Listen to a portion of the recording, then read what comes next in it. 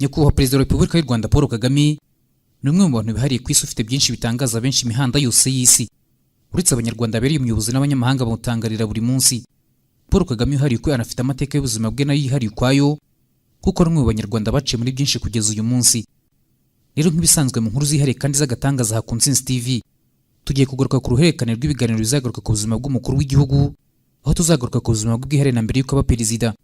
Muri ibi biganiro nzifashisha ibitabo byagarutse ku buzima bwe, ariko nawe ubwe akaba yarabigizemo uruhare, kuko abanditse ibi bitabo bashingiye ku biganiro bagiranye na Perezida Kagame.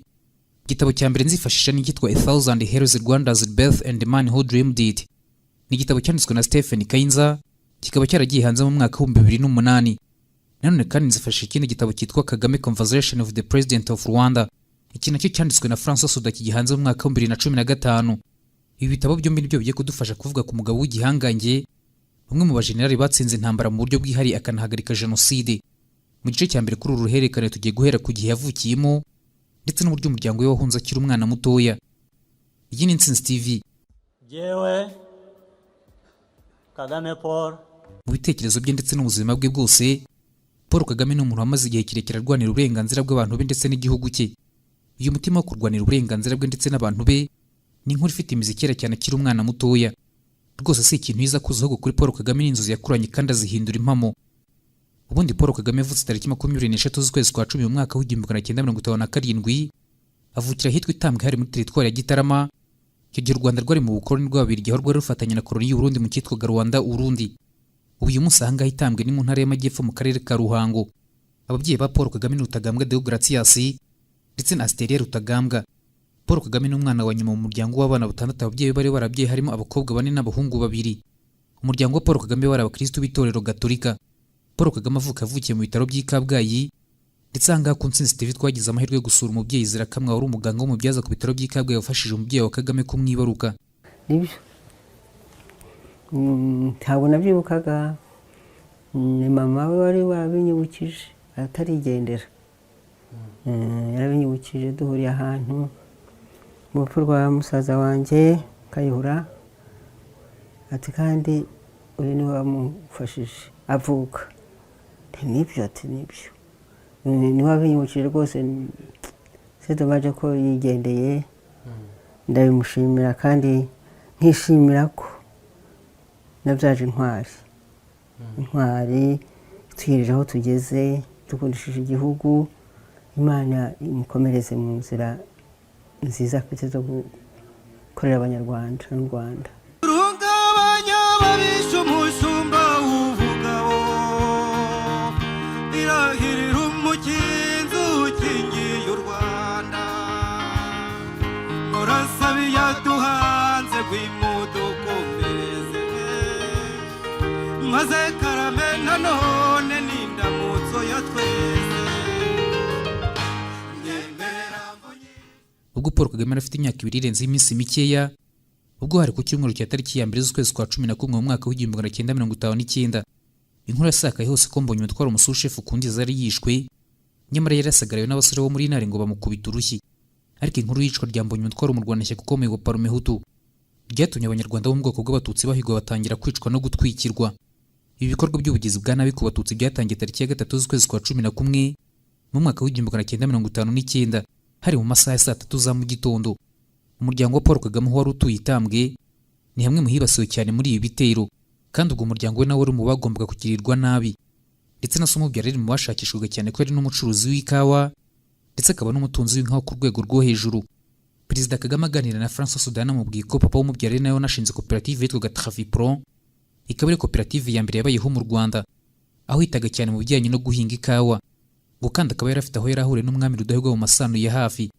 Ariko nubwo yarafite aho ahuriye n'imiryango y'ibwami, we ntabwo ari muri politiki, ahubwo ari umuntu wahisemo business akikorera ku giti cye. Ibiro byatumye ajya ku rutonde rw'imbere cyane mu bahigwaga mu mwaka wa 1959, ndetse bituma ahunga hakiri kare maze abana basigarana na mama wabo. Ariko nabwo ibintu byakomeje kuba bibi, abatutsi baricwa, barasenyerwa mu bikorwa by'ubugome ntagereranywa. Umuryango wa Paul Kagame rwose naho haburaga gato kagerwaho n'ibyago. Hashize iminsi 3 tariki ya 6 z'ukwezi kwa 11 mu mwaka wa 1959, uyu muryango utari ufite byinshi wakora ngo utabarwe, wabonye imodoka rivuye mu rugo rw'umwami Nyanza yoherejwe n'umwami Kazi Rosalie Gicanda, wari ufitanye isano ya hafi na mama Paul Kagame kugira ngo ibahungishe. Umushoferi wari ufite ubwoba yabashije gukora aka kazi neza nawe ahungisha uyu muryango. Kuri iyi ngingo y'uburyo papa yari afite aho ahuriye n'imiryango y'ibwami mu masano ndetse na mama akaba yari afite aho ahuriye n'umwamikazi mu masano, Francois Oda yibajije Paul Kagame amubaza niba aterwa ishema nabyo, maze Perezida Kagame nawe aramusubiza ati sinterwa ishema nabyo kuko ni impanuka yo kuvuka, si ibintu nshimagiza rwose. Ubwo imodoka yoherejwe n'umwamikazi Gicanda yabashije guhungishiriza umuryango wa Paul Kagame mu Rukari Nyanza, aho bahamaze ibyumweru 8. Ubwo ni ukuvuga amezi 2 babona kugaruka iwabo mu rugo. Ubwo ibintu byasaga naho bimaze guhosha, ariko ubugizi bwa nabi budahagaze kuko abatutsi barakomeje baratotezwa cyane. Nubwo Paul Kagame yari umwana mutoya muri ibyo bihe, ariko hari amashusho yamusigaye mu bitekerezo y'ibyo yabonye icyo gihe, nk'uko yabisubiremo Stephen Kainza. Nyuma y'igihe bari Nyanza yaho gato, umubyeyi wabo yafashe umwanzuro wo kugaruka mu rugo, ariko hashize amezi 6 nabwo umutekano wongera kuba mukeya. Ubwo birongera birazamba cyane, ndetse uyu mubyeyi mama wa Paul Kagame afata umwanzuro wo gusubira i Nyanza. Aha rero nibwo yafashe umwanzuro ntakuka wo guhunga. Uyu muryango uhunga werekeje mu Mutara hafi y'igihugu cya Uganda, ariko naho ntihari umutekano usesuye ku buryo abantu bahungira bakaba batekanye. Ibi rero byatumye uyu muryango mu mwaka w'1961 uhunga uva mu Rwanda ujya mu gihugu cya Uganda. Ubwo Paul Kagame yari afite imyaka 4 y'amavuko, ubwo nyine yavuga mu gihugu cy'abasekuruza akerekeza mu mahanga azira uwo ari we gusa. Umuryango wa Paul Kagame kimwe n'abandi banyarwanda bahunze muri ibyo bihe bageze muri Uganda batujwe mu nkambi zari mu karere ka Ankole, aho bavanywe nyuma bakajyanwa mu nkambi zo mu karere ka Toro. Aha mu nkambi ubuzima bwari bugoranye kuko abari ntibari mu gihugu cyabo, bari mu mahanga, kandi igihugu cyabo nacyo nticyabemeraga. Abanyarwanda bari impunzi bahuye na byinshi bibavuna mu buzima bw'ubuhunzi, bwo kubura ibibatunga, kubura imirimo, ubuzima butari bwiza bwari bwuzuye indwara n'ibyorezo. Iyi ngingo wahunze wese arayizi, ndetse n'utarahunze wumvise inkuru zabyo gusa hari amakuru abifiteho.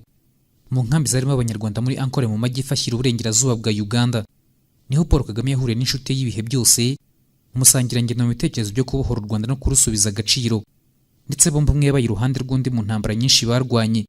Uyu ni Fred Gisa Rwigema, nawe umuryango wari umaze igihe gito uhungiye mu gihugu cya Uganda. Abo bana bari bakiri batoya mu gihe bahuraga, nta n'umwe wari uzi ko amazina yabo yaragiye kuba yagatangaza n'akataraboneka mu mateka y'u Rwanda, no kwibohora kwarwo mu myaka myinshi yari igiye kuzakurikiraho. Nyuma y'igihe gito imiryango yabo bombi yavanywe muri ibi bice by'amajyepfo ya Uganda iganishwa mu nkambi zari mu karere ka Toro, aho nyine aba bana bakuriye. Nyina ubyara Fred arabizi, kera tukiri abana batoya, jya na Fred bato cyane,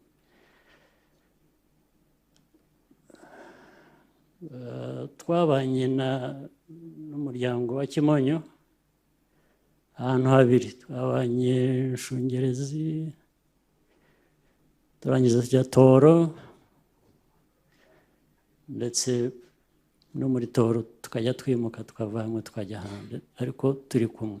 Mu mikurire yabo zimwe mu nkuru bumvaga kenshi kandi nabo bakundaga ni izijyanye n'uburyo bamwe mu barwanyi bari mu nyenzi bari baragerageje kurwanira uburenganzira bwabo ariko ntibabigereho. Umugore witwaga Suzana, iwe ubwo turi abana bato nk'imyaka hari wenda 8 cyangwa kuri uwo mugore habaga umuntu ngira ngo yari yarabaye mu nyenzi, wari uvanze. Umubyeyi umwe ngira ngo yari umuzungu, undi akaba umunyarwanda witwaga Mariko. Tujya gutarama kuri uwo mugore turi abana bato, ndetse ababyeyi bakatumerera nabi kuko twajyaga dusa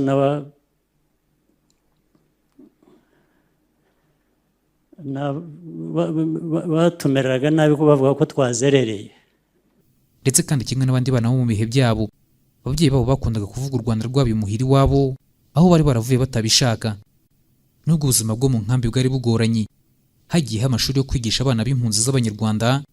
Ayo mashuri niyo Paul Kagame yabanje kwigamo. Amaze kuyarangizamo yahise yerekeza mu ishuri ribanza rya Rwengoro Primary School, aho yagendaga nibura ibirometero 10 uvuye aho bari batuye. Ahangaha hari kure cyane ku mwana muto.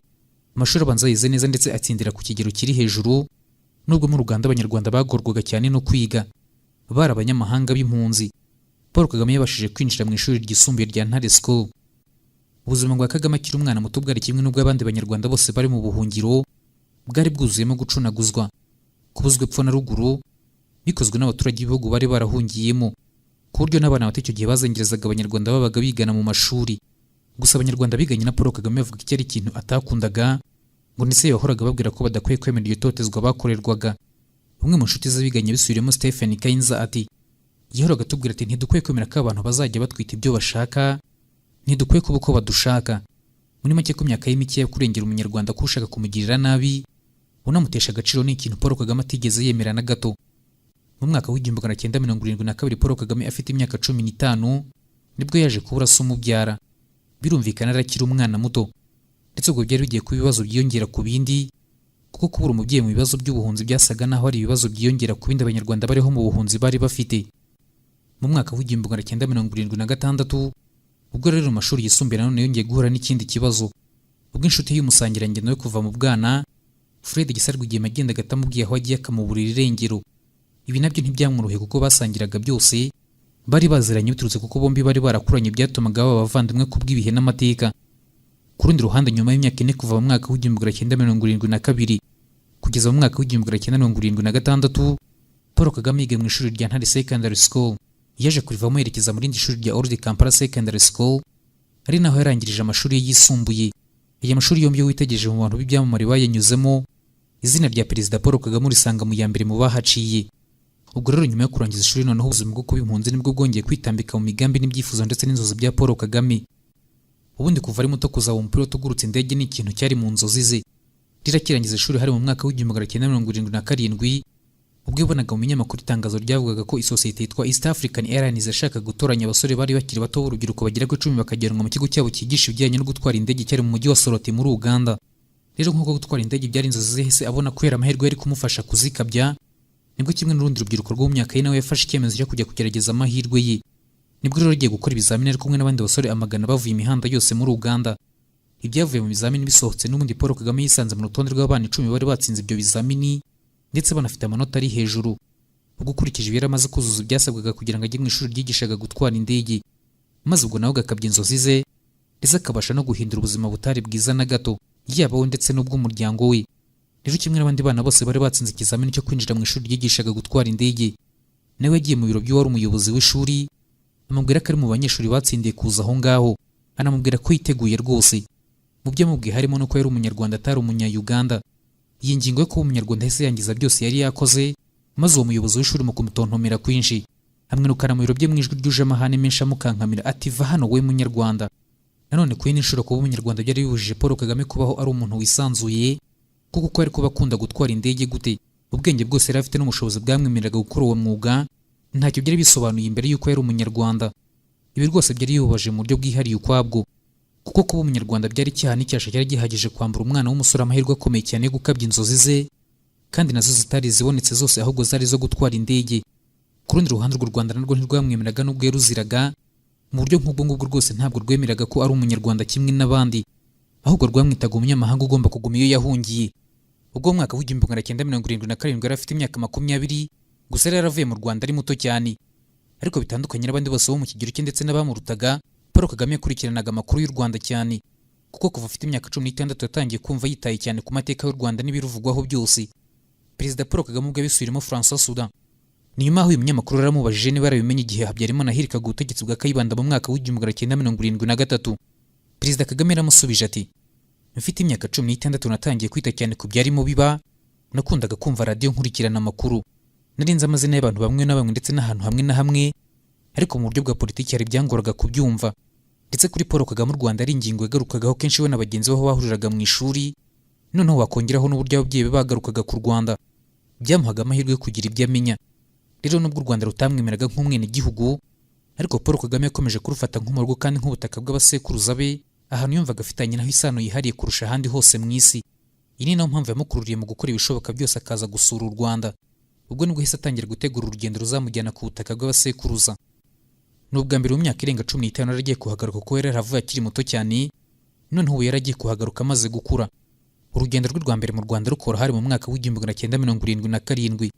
Gusa ikibabaje ibindi nuko nubwo yaragiye kugaruka mu Rwanda, yarabizi neza ko azaza atari umunyarwanda, kubera ko u Rwanda ntabwo rwamwemeraga, ndetse kuko kuba yari impunzi byari bigoye ko yabona urupapuro rw'inzira. ariko yifashishije ikarita y'ishuri byatumye abona urupapuro rw'inzira rudahoraho, maze mu mpera z'umwaka w'1977 bwa mbere mu myaka irenga 15 ishize yongera kwambuka umupaka uhuza u Rwanda na Uganda, ubwo agaruka mu Rwanda. Byari amarangamutima agatangaza ndetse n'ibyishimo ntagereranywa kuri we kuba yaragarutse mu Rwanda.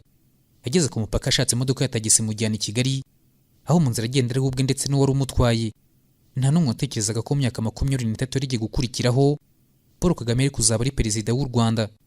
Yewe n'ari kuzana icyo gitekerezo byari gufatwa nk'ibitekerezo biri aho bisanzwe, kuko icyo gihe ari mu Rwanda atari n'umunyarwanda mu mategeko, kuko ibyangombwa yari afite byamugaragazaga ntacyo byavugaga ku bunyarwanda bwe, ndetse no kwerekana nk'umunyarwanda n'ikintu atari gukora kuko cyari kumuteza ibibazo byinshi.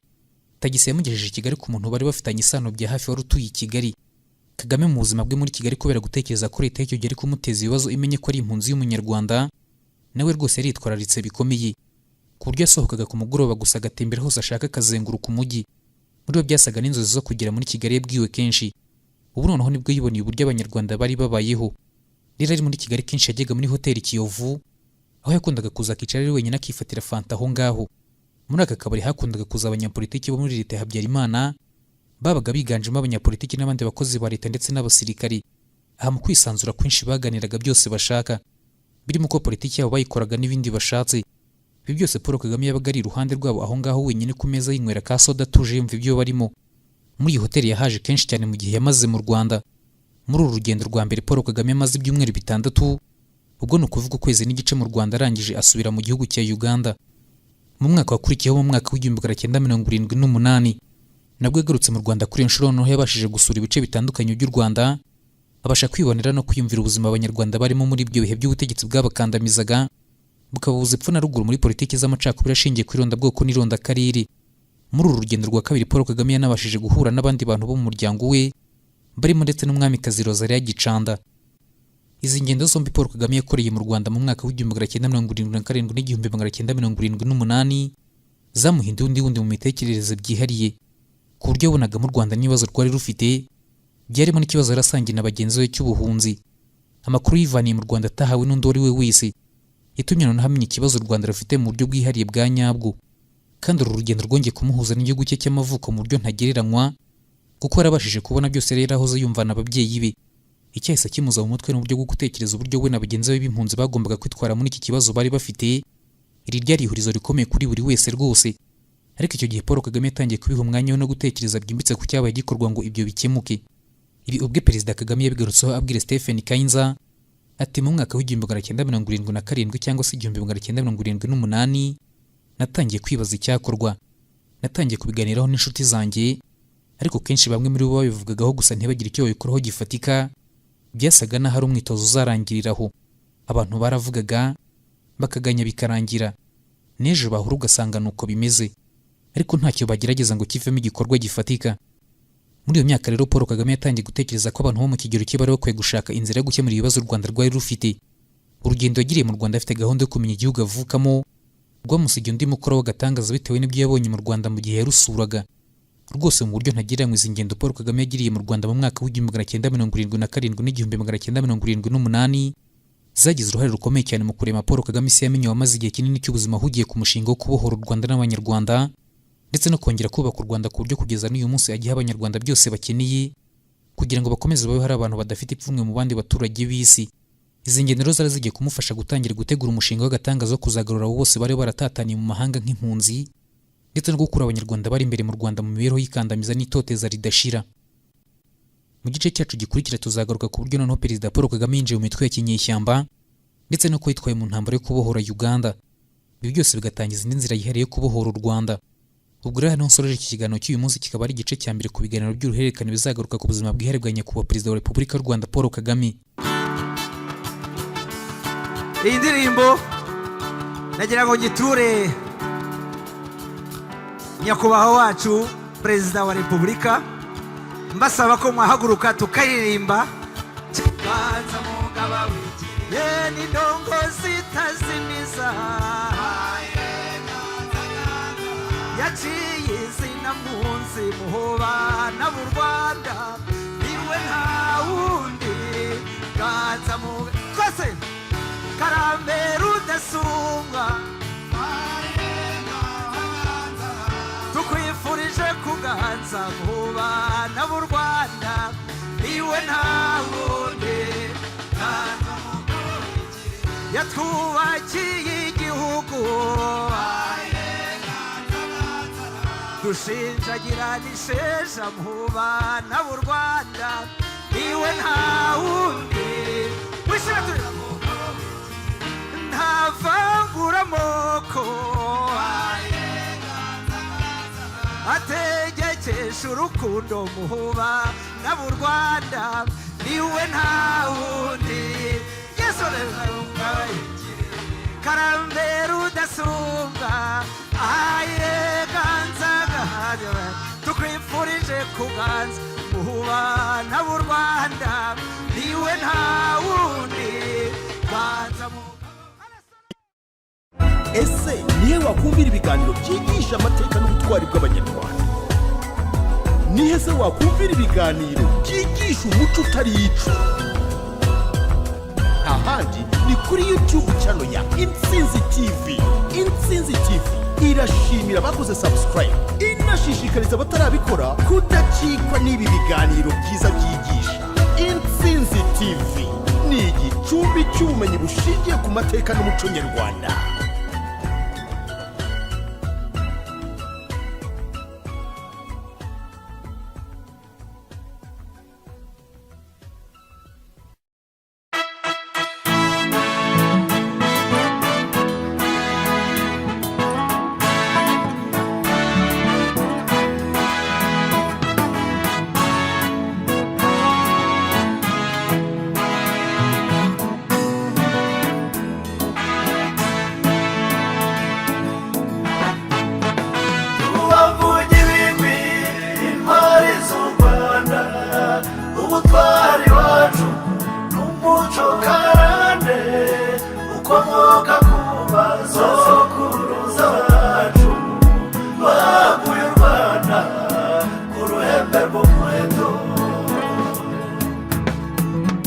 babwira amateka y'ubutwari bwacu ntabwo ari ubwa none n'ubwa kera cyane buva kuri Gihanga wahaze u Rwanda n'abatumye Rwanda ntirwandagare tubavugira ibigwi intwari z'u Rwanda ubutwari wacu umuco karande ukomoka ku basokuruza bacu baguye u Rwanda ku ruhembe rw'umuheto. Uwo murage mwiza kandi w'umugabo wahindutse umuco mu bana b'u Rwanda, tuwusigasire tuwutoze n'abato ukomeze wande mu Rwagasabo. Tubavugira ibigwi intwari z'u Rwanda ubutwari wacu umuco karande ukomoka ku basokuruza bacu baguye u Rwanda ku ruhembe rw'umuheto.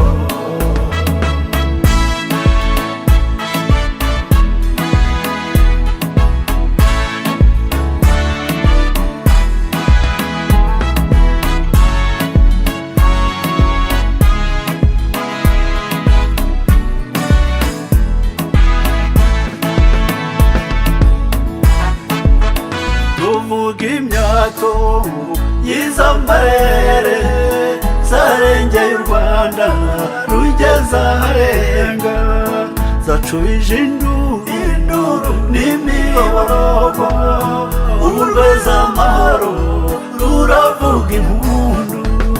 Tubavugira ibigwi intwari z'u Rwanda ubutwari wacu umuco karande ukomoka ku basokuruza bacu baguye u Rwanda ku ruhembe rw'umuheto. Zifite umugaba kandi umugabo, imvugo niyo ngiro ntabwo ndwa kirazira, yagwije amahoro mu Rwanda Rwanda hose abo mu mahanga bo bamwise umuvunyi tubavuge ibigwi intwari z'u Rwanda ubutwari wacu n'umuco karande ukomoka ku basokuruza bacu baguye u Rwanda ku ruhembe rw'umuheto.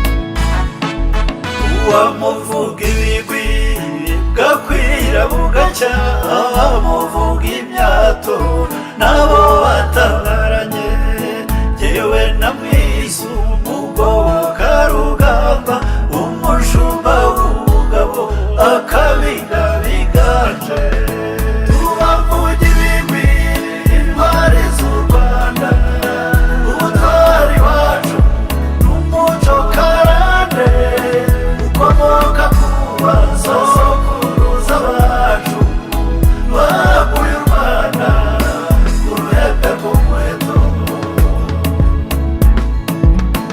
Atwibutsa imanzi imena n'ingenzi za ntwari zacu zatabariye u Rwanda ziri mu rubyiruko rw'intangarugero rwitangiye ubumwe bw'abana b'u Rwanda tubavuge ibigwi intwari z'u Rwanda ubutwari wacu umuco karande ukomoka ku basokuruza bacu baguye u Rwanda ku ruhembe rw'umuheto.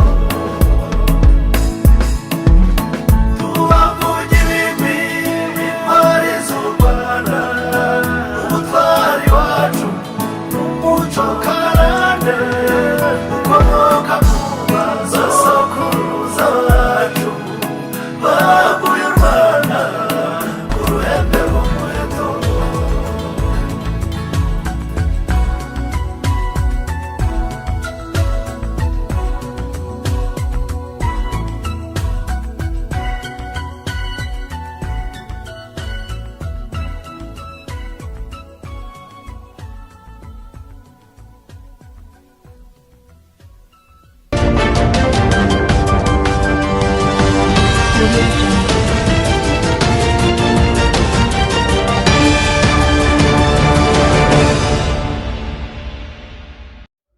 Tubahaye ikaze inshuti bavandimwe bakunze ibiganiro byacu binyura ku rubuga Menya Amateka kuko mubimenyereye hano kuri rwa rubuga Menya Amateka ni urubuga mukunze gusangaho ibiganiro bitandukanye bivuga cyane cyane ku mateka. Uyu munsi rero nabwo ntitwagiye kure tubazaniye ikiganiro giye kuvuga amateka n'ibigwi bya nyakwigendera General Major Fred Gisa Rwigema, intwari y'u Rwanda yo mu cyiciro cya mbere bita Imanzi. Ni icyiciro gishirwamo intwari zitakiriho kuko bigenwa n'urwego rushinzwe intwari z'igihugu imidari n'impeta by'ishimwe mu Rwanda. Ariko General Major Fred Gisa Rwigema si intwari y'u Rwanda gusa, ahubwo ni intwari ya Afurika kuko yafashije ibihugu byinshi bya Afurika kwibohora. Muri ibyo bihugu twavuga Mozambique, Uganda n'u Rwanda.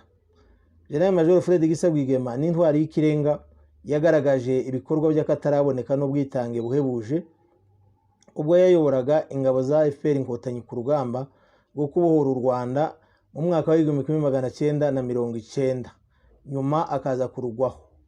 Yagiriye akamaro abantu benshi kuko yarwanye intambara aharanira guca ubuhunzi haba mu Banyarwanda ndetse no mu banyamahanga, aharanira uburenganzira bwa muntu n'ibindi. Yabereye abantu bose urugero rwiza rw'ubwitange bashobora gukurikiza. Kugira ngo twumve neza iki kiganiro, reka tubanze turebe ubusobanuro bw'ijambo intwari. Intwari ni umuntu ukurikirana ibyo yiyemeje kugeraho bikavamo igikorwa cy'ikirenga gifitiye abantu benshi akamaro, akabikora mu bupfura, mu kwihangana no mu bwitange buhebuje, kandi akirinda ubugwari mu migirire ye, ntagamburuzwe n'amananiza. Ubu ni ubusobanuro bwatanzwe n'urwego rushinzwe intwari z'igihugu, imidari n'impeta by'ishimwe mu Rwanda. Reka rero turebe amateka y'uyu mugabo kugira ngo tumenye neza koko niba ari intwari ikwiriye gushyirwa muri iki cyiciro. Gisa Fred Rwigema yavukiye ahitwa Iruyumba mu cyahoze ari perefegitura ya Gitarama ku itariki 10 z'ukwa kane mu 1957. Ubu aho yavukiye ni mu murenge wa Nyamiyaga mu karere ka Kamonyi mu ntara y'Amajyepfo. Ni mwene Anastase Kimonyo na Gatarina Mukandirima. Fred Rwigema amaze kuvuka yiswe Emmanuel Gisa. Intambara n'imivumbagatanya yabaye mu Rwanda mu mwaka wa 1959 ubwo abatutsi benshi bafunzwe abandi baricwa. Anastase Kimonyo se wa Fred Rwigema nawe yarafunzwe amara umwaka wose muri gereza ku Kibuye. Amaze gufungurwa we n'umuryango we bahungiye muri Uganda muri Ankole mu nkambi y'impunzi z'Abanyarwanda yari ahitwa Nshungerezi. Nyuma y'imyaka mike barahakuwe bajyanwa mu yindi nkambi yari ahitwa Gahunge muri Toro. Bakihagera se wa Fred Rwigema yahise yitaba Imana. Aho Gahunge niho Fred yakuriye, ahigira amashuri abanza ku ishuri yari ahitwa Mpanga ku birometero 7 n'iyo nkambi ya Gahunge.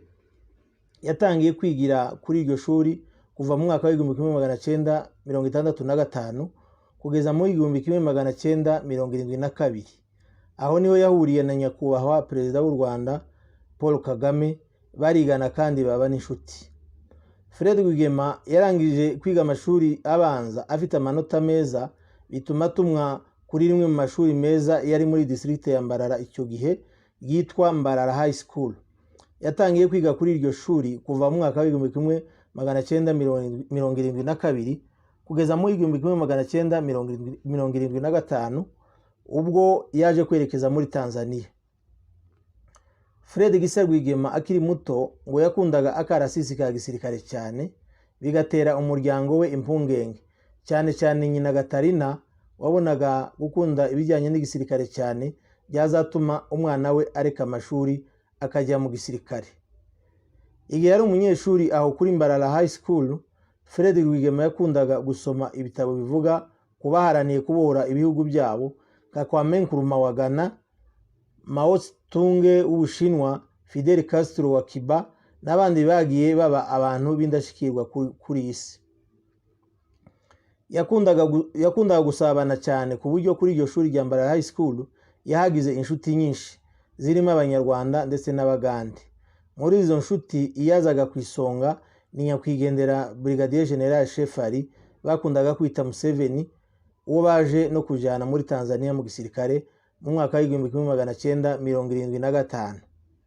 Fred Gisa Rwigema yatangiye kwerekana urukundo ruhebuje yakundaga bene wabo akiri muto no gutekereza ku bwigenge bwabo ndetse n'ubw'abandi banyafrika.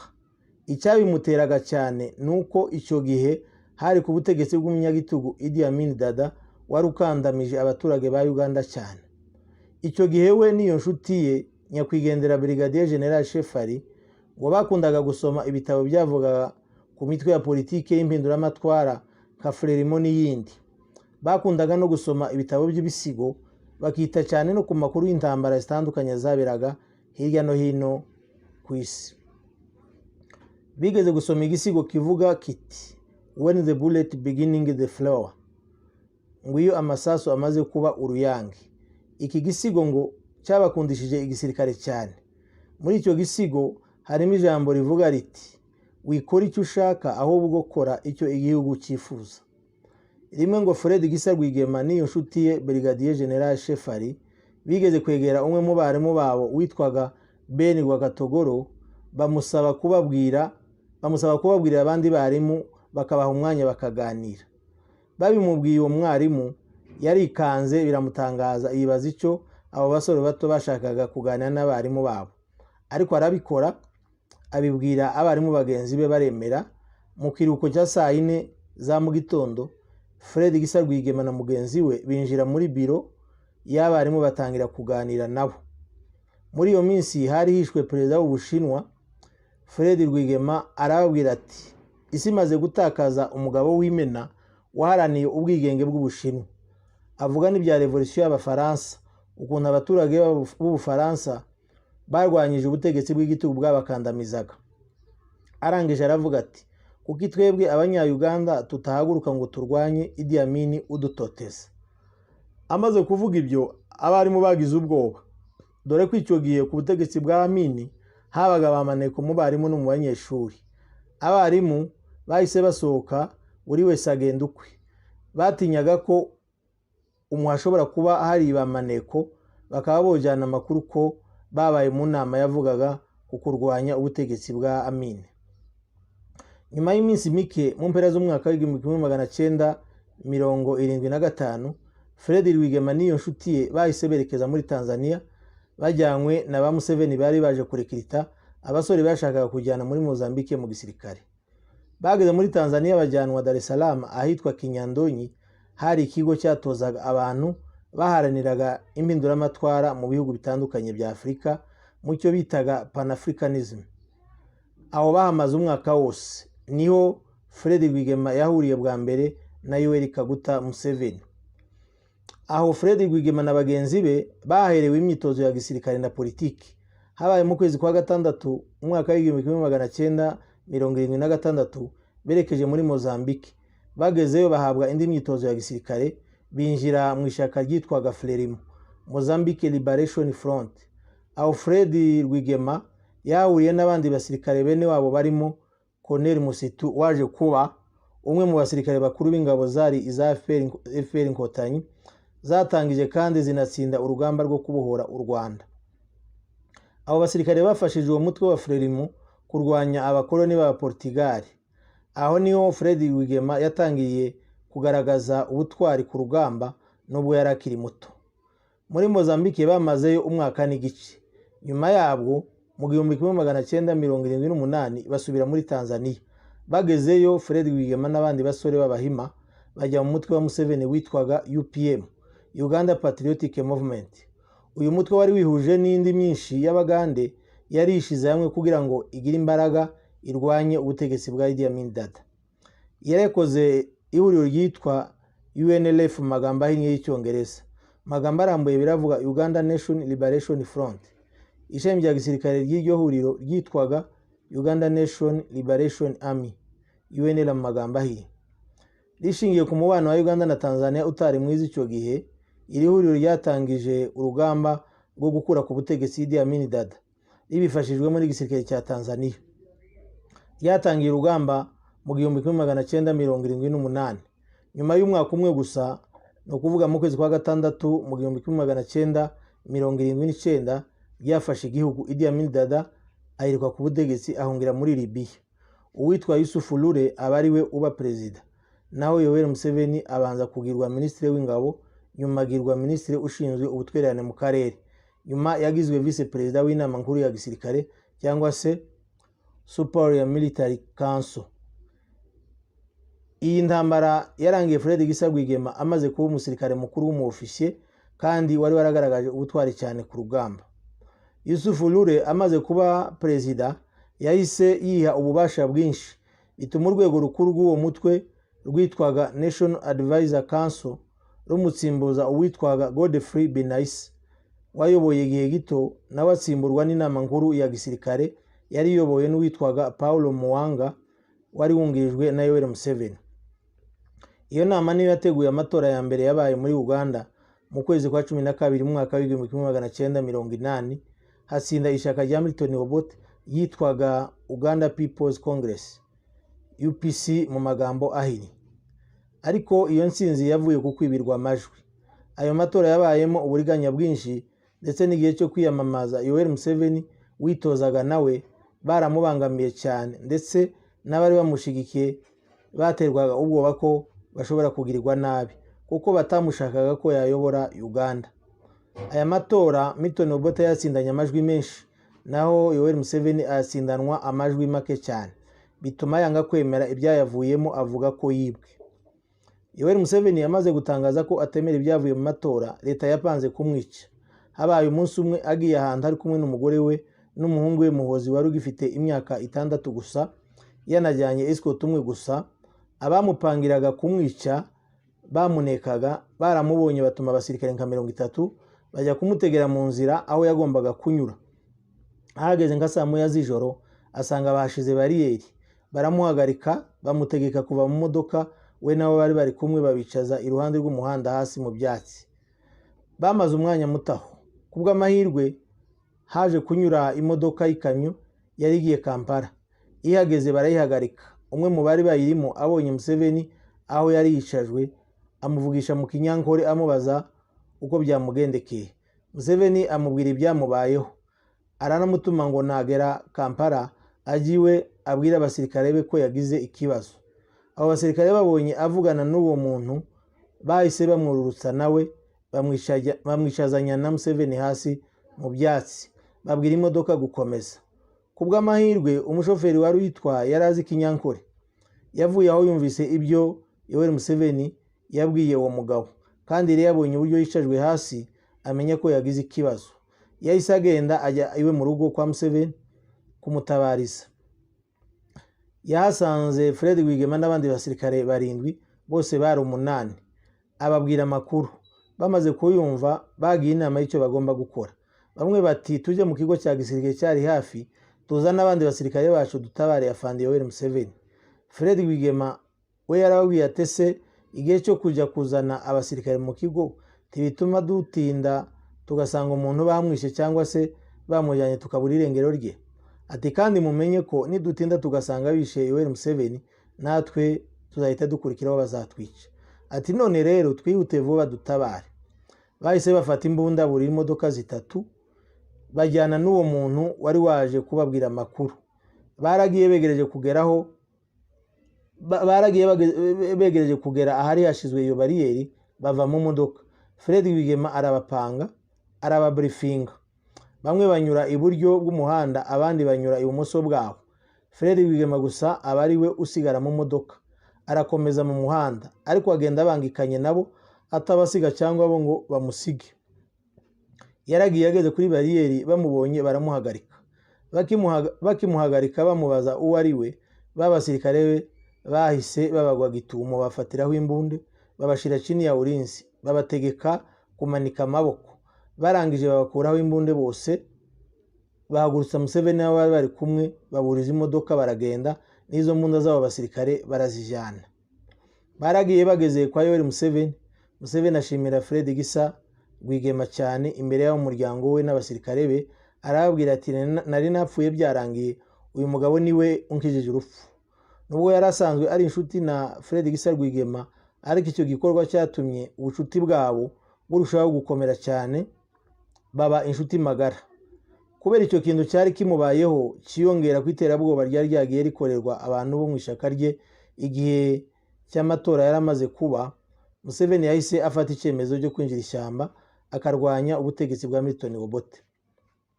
Yakoranye inama rwihishwa n'abasirikare bake bari bamushigikiye barimo Fred Rwigema, bemezanya kwinjira ishyamba bakarwanya ubutegetsi bwa Milton Obote. Binjiye ishyamba ari 27 bafite n'imbunda 27 gusa. Mu bo binjiranye harimo abanyarwanda 2 arimo Fred Gisa Rwigema na Paul Kagame, perezida w'u Rwanda ubu. Abo basirikare bahise berekeza mu majyepfo ashira uburengerazuba bwa Uganda ahitwa Luwero. Bagezeyo bashinga umutwe bise PRA, Popular Resistance Army, batangiza urugamba rurwanya leta ya Obote. Batangiye urugamba ku itariki 6 z'ukwa 2 mu 1981, batera ikigo cya gisirikare cyari muri district ya Mubende cya Kabamba, bagikuramo ibikoresho bitari bike. Barangije berekeza mu duce tw'icyaro turi hagati mu gihugu, ubwami bw'Abagande batari bashigikiye ubutegetsi bwa Milton Obote kubera gusigara inyuma mu iterambere. Intambara yabereye cyane mu gace kiswe Le Triangle de Luwero, The Luwero Triangle. Uyu mutwe warwanaga ukoresheje amatsinda mato y'abarwanyi batagumaga hamwe, bahoraga kuri mobile, bakagaba ibitero shuma ku ngabo za leta, bakazambura ibikoresho byinshi by'intambara, barangiza bakahava bakahajya handi bakahagaba ibitero gutyo. Fred Rwigema kubera ubutwari mu ntambara niwe wagizwe umugaba mukuru w'ingabo, niwe wapangaga byinshi mu bitero uyu mutwe wagiye ugaba ku ngabo za leta. yari yungirijwe na Salim Saleh murumuna wa Yoweri Museveni. Kuva mu mwaka wa 1981 kugeza mu 1985 ingabo za leta zagabye ibitero byinshi mu duce twari turimo izo nyeshamba bihitana abaturage benshi. Ingabo z'uyu mutwe zaje kwihuza n'ingabo z'undi mugabo witwaga Yusuf Lure twababwiye wigeze kuyobora Uganda zitwaga UFF, Uganda Freedom Fighters. Zimaze guhura zose ziswe NRA, National Resistance Army. Ishami rya politiki y'uwo mutwe yiswe NRM, National Resistance Movement. Kubera imbaraga nyinshi inyeshamba zagize byababaje leta ya Obote, bituma yirukana abanyarwanda bari muri Uganda kubera kubashinja gushigikira inyeshamba za Museveni. Icyo gihe abanyarwanda benshi bagera hafi ku bihumbi 40 burijwe amakamyo bajanwa mu Rwanda. Bagejejwe ku mupaka, leta y'u Rwanda ifatamo abagera ku bihumbi 4 gusa. Abandi rabanga ngo ntagihamya ko ari abanyarwanda. Leta ya Uganda nayo yanze kubasubiza iyo bari bavuye, ibarekeraho ku mupaka. Bamaze kubura iyo baja, bagerageje kugaruka mu nkambi bonyine. Abasore benshi b'abanyarwanda bari babuze iyo berekeza, bahise bagana ishyamba basanga inyeshamba za Museveni. Bamaze kuzigeramo byatumye zigira imbaraga nyinshi, zigenda zifata uduce twinshi tw'uburengerazuba no mu majyepfo no hagati mu gihugu. Mu mwaka wa 1983 ingabo za leta mu rwego rwo kwihimura no guca intege no kumaraho imbaraga z'inyeshamba zagabye ibitero bikomeye byinshi mu gace ka Ruwero, bituma abaturage bagera hafi ku 750 bahungira hagati mu gihugu. Bahageze bashirwa mu nkambi, abasigaye batahunze ingabo za leta zibafata nk'abanzi. Izo nyeshamba zagiraga discipline nyinshi no kubaha uburenganzira bw'abaturage no kwirinda kubahutaza kurusha ingabo za leta. Ibi zabikoraga kugira ngo zibashe kwigarurira icyizere mu baturage. Kubera inama Perezida Obote yahabwaga mu bya gisirikare n'abaofisiye b'igihugu cya Korea y'Amajyaruguru yari yarasabye kumufasha, byatumye ingabo za leta zigira imbaraga nyinshi, zirasinyeshamba cyane zizisha intege.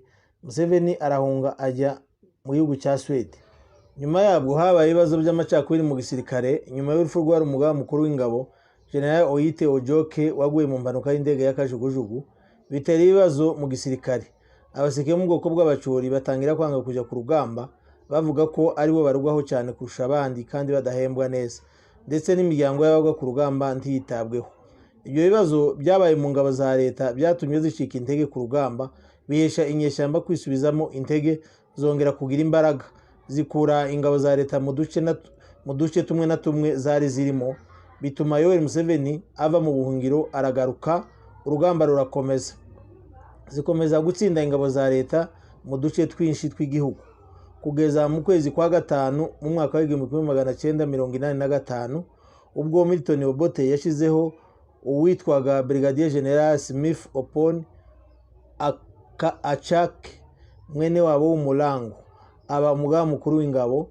Bibabaza cyane abasirikare bakuru mu bwoko bw'abacuri, bituma ku itariki 17 z'ukwa karindwi mu 1985 bakubita Milton Obote kudeta, bafata ubutegetsi.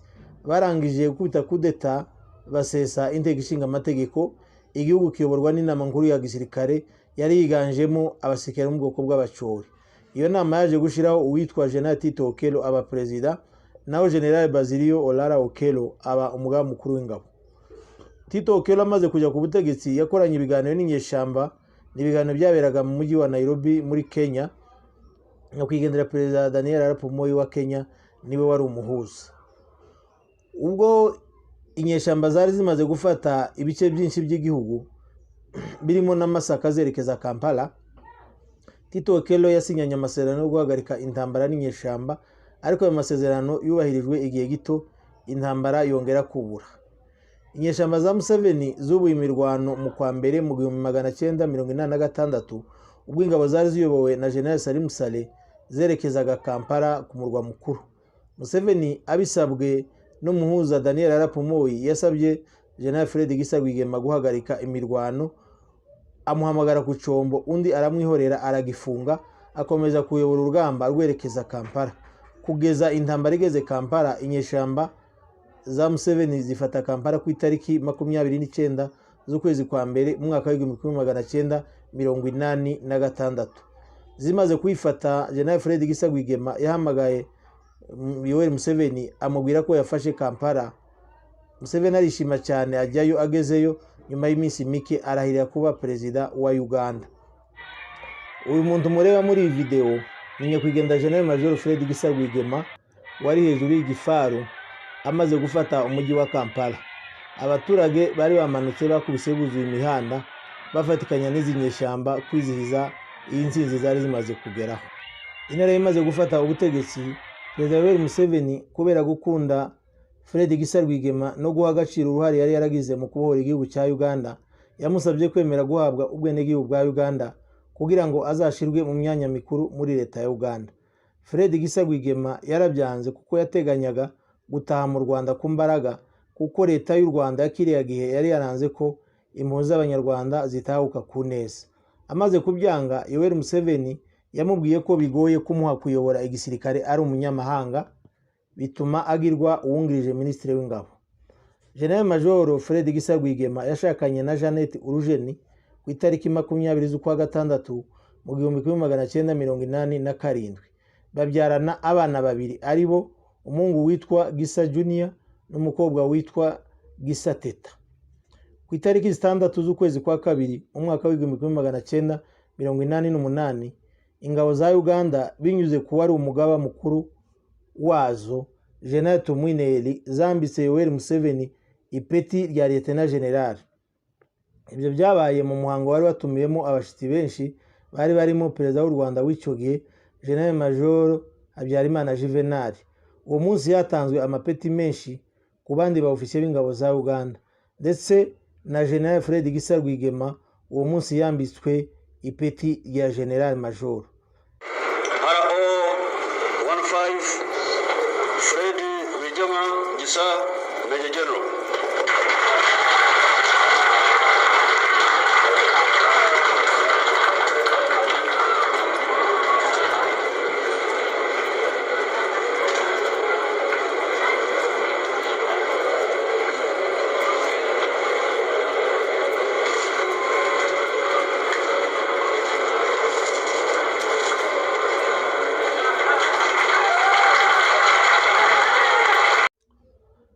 Nyuma y'iminsi mike, nubwo yaramaze kwambikwa ipeti rya generale afite n'umwanya ukomeye muri leta, ntibyamubujije kujya ku rugamba mu majyaruguru ya Uganda guhangana n'umutwe wa Elera wabicaga bigacika muri ako gace. Yagiyeyo, agezeyo arawurwanya, arawuhashya. Kubera umwanya yari afite mu gisirikare cya Uganda, General Major Fred Gisa Rwigema yagize uruhare runini cyane mu gushishikariza abasore b'abanyarwanda kujya mu gisirikare, ateganya kubohoza u Rwanda kuko ba Museveni bari babohoje igihugu cyabo cya Uganda. Ndetse yanagize uruhare runini mu gushinga umutwe wa RANU waje guhindura izina witwa EPR Inkotanyi mu mwaka w'1987. Niwe wawubereye umuyobozi wa mbere, yahise anaba n'umuyobozi w'ishami ryawo rya gisirikare yitwaga APR. Nyuma yo kwitegura imyaka myinshi, ku itariki ya mbere ukwezi kwa 10 mu mwaka w'1990, General Major Fred Gisa Rwigema yayoboye abasore benshi b'abanyarwanda barenga 4,000 babaga mu ngabo za Uganda zitwaga Inaraye, batera u Rwanda baciye ku mupaka wa Kagitumba, bagwa Gitumo. Umutwe w'abasirikare b'u Rwanda bari hagati ya 10 na 20 bari barinze umupaka wa Kagitumba. Abo basirikare ba APR binjiranye umuvuduko n'imbaraga nyinshi ku buryo bahise bafata igice kinini cy'ubutaka bw'u Rwanda, harimo n'ikigo cya gisirikare cya Gabiro. Bigarurira n'intwaro nyinshi za leta ya Habyarimana Juvenal. Bukeye ku munsi wa kabiri, General Major Fred Gisa Rwigema yararashwe mu buryo butasobanutse neza kugeza ubu, ahita yitaba Imana. Ubuzima bw'iyi ntwari bwo kuri iyi si buhagarariraho. Nyuma yo gupfa kwe, mu byumweru bitarenze 2 hapfuye abandi basirikare bakuru 2 bari bamwungirije, aribo Peter Bayingana na Chris Bunyenyezi. Bitera ingaruka zikomeye ku mutwe wa FPR, bituma ingabo zawo zicika intege, zikubitwa inshuro n'ingabo za leta, zisubira i Bugande zari zaje ziva. Zasubiye kwisuganya mu ntangiriro z'umwaka w'1991, ubwo nyakubahwa Perezida Paul Kagame yazaga kuyobora urugamba ku ruhande rwa FPR avuye muri Amerika aho yari yaragiye kwiga.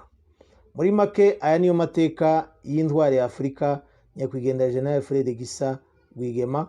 Ni intwari ifite amateka akomeye cyane, yagize uruhare mu guhindura ibintu byinshi mu karere k'ibiyaga bigari. Mbibutsa ko ibiganiro binyura ku rubuga Menya Amateka.